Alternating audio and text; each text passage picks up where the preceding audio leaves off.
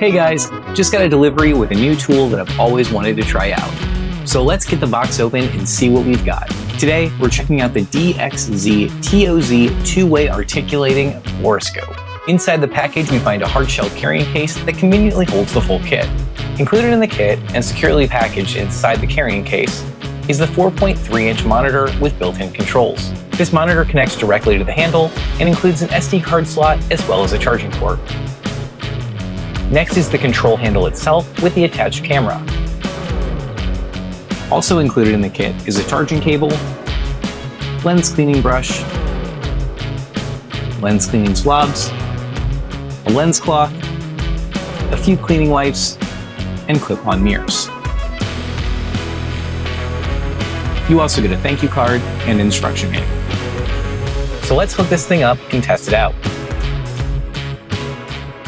Lock the screen in place and it's ready to power on.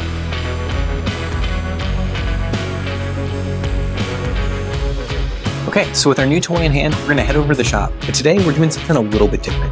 Instead of working on my Jeep, we're gonna be working on this. This is my buddy Joe's 2006 Subaru, and it's leaking a little bit of coolant. So let's head over to the shop and get it checked out. With the Subaru parked in the bay, it's time to put the borescope back together and get everything set up. Once Joe pops the hood, we can start peeking around in the areas that he thinks are the problem. The light and small size of the camera allow us to check out areas around the heads without a struggle, but we're still not seeing what we thought. So after talking it through for a bit, we decided we wanted to get a better look at the water pump to see if that might be the issue. Using the borescope to zoom in, we can see that the pump seems to be the issue. The camera helped us get deep into the problem area and easily see that the leak was coming from the water pump. We even got in areas I wasn't sure the camera would fit into. And just look at that mess that we uncovered. What looked like a clean engine bay was hiding something much worse. So with that problem spotted, we can turn the camera off, put the hood back down, pack away our borescope,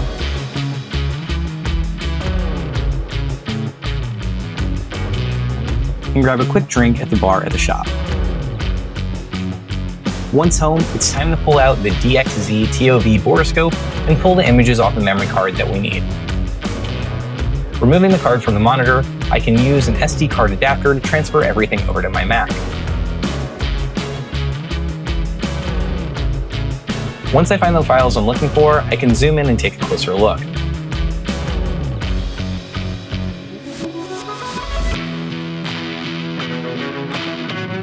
Now I just need to share these with Joe via Google Drive. If you're looking for a quality borescope that can help with all of your automotive work, pick up the DXZtoz in the link below. And as always, thanks for watching and make sure to like and subscribe.